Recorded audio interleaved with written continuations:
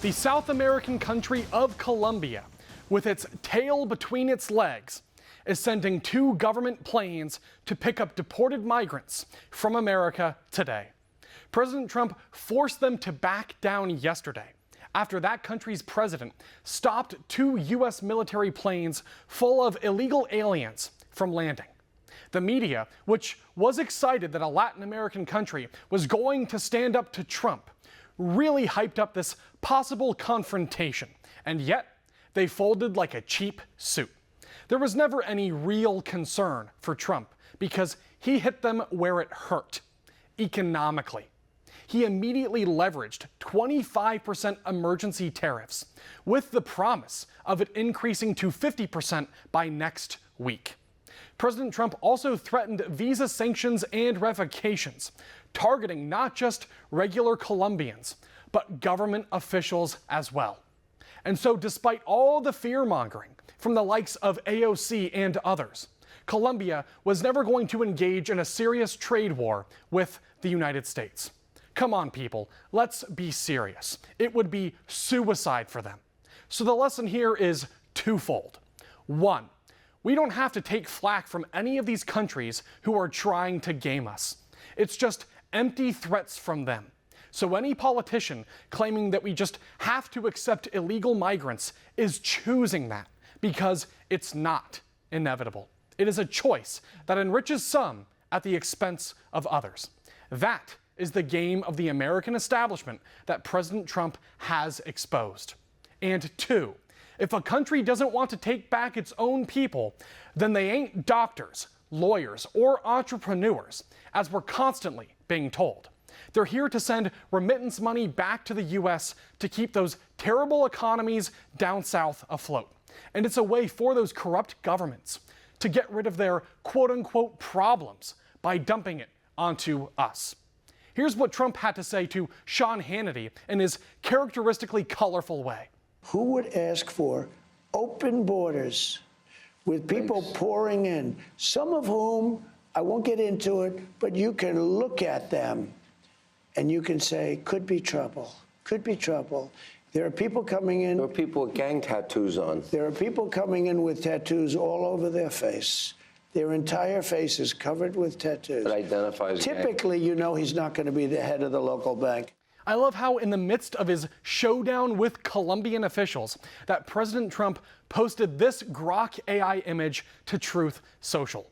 The suit is perfect, and the sign in the background is the acronym FAFO, which means F around, find out. Now, this whole showdown took place on the backdrop of mass arrests of criminal aliens over the weekend that had left some lefties complaining on social media that their Walmarts, specifically this one in Kern County, California, were just too quiet because all of the illegals who've supposedly gone into hiding. But funny enough, this video actually makes our case for us because who doesn't want more peace and orderliness in their own communities? Now, crazy enough, this weekend even saw border czar Tom Homan out on the streets with law enforcement, making these arrests with Dr. Phil in tow.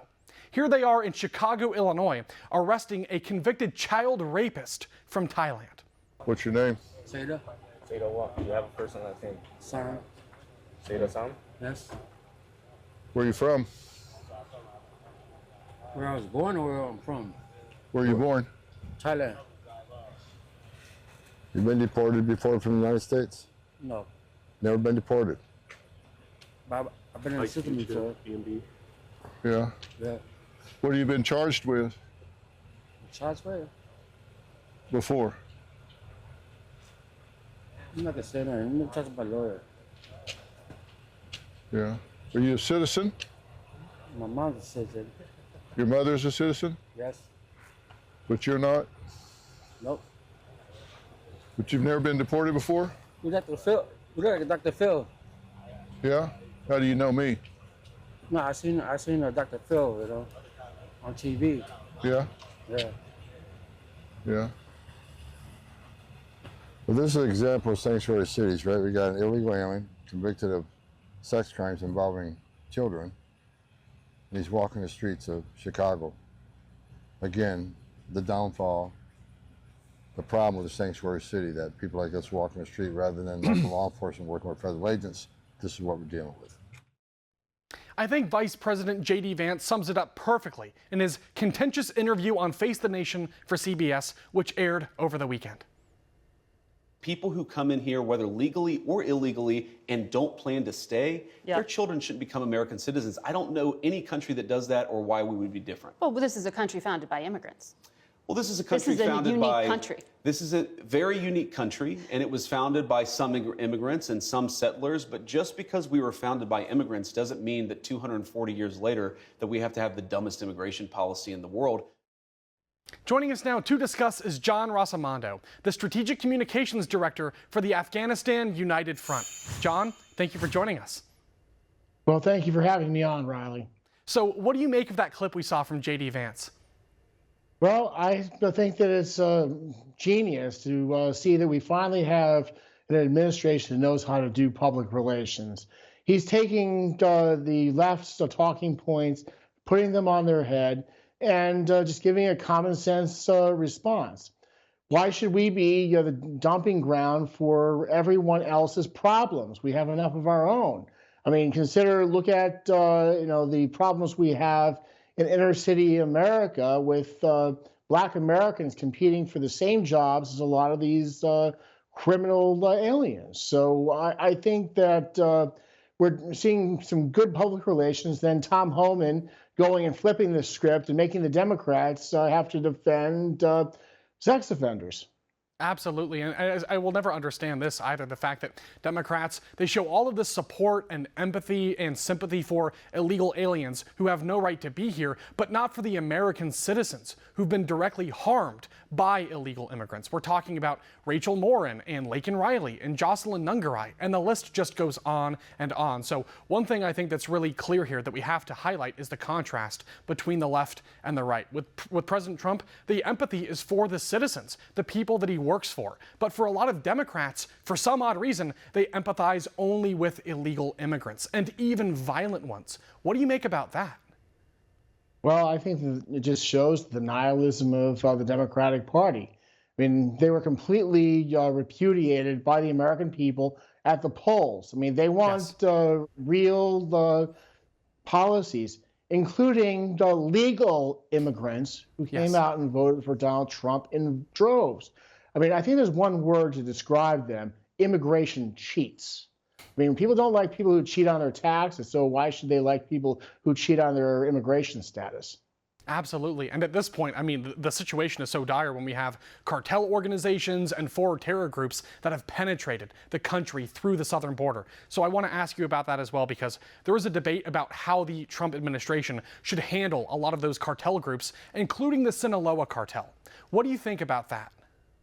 Well, I think that the administration needs to have a strategy for dealing with them. We're dealing with highly militarized enterprises that are every bit as well trained as our special forces.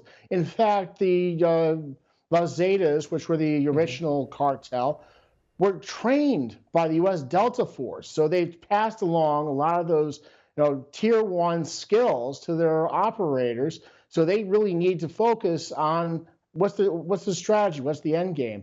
The cartels own the Mexican government.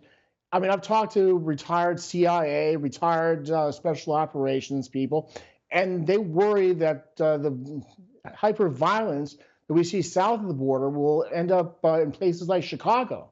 Yes. Look, it's true what they say. If you import the third world, you'll start to have third world problems. And so I think Trump is trying to, prevent that from spiraling as much as he can. But there's still this open question of how exactly do you go about combating cartel operations in the U.S. What do you think is really the ultimate strategy here?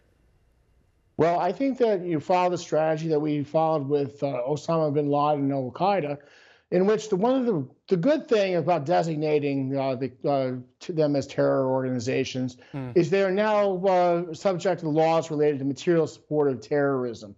We can go after the Mexican government officials. We can go after their assets in American banks. We can throw a lot of things. If you have American politicians who are participating in cartel money laundering, you can put them behind bars with long prison sentences for material support for terrorism. We still have people who were arrested after 9/11 for fundraising for Al Qaeda who are still in prison. Okay. So were the administration to continue with this idea of, relabeling some of these cartels as terrorist organizations, are there any cons or complications that could arise from that? Well, one of the major things that I see is we could end up in a broader war in Mexico. I mean, we have a habit of mission creep.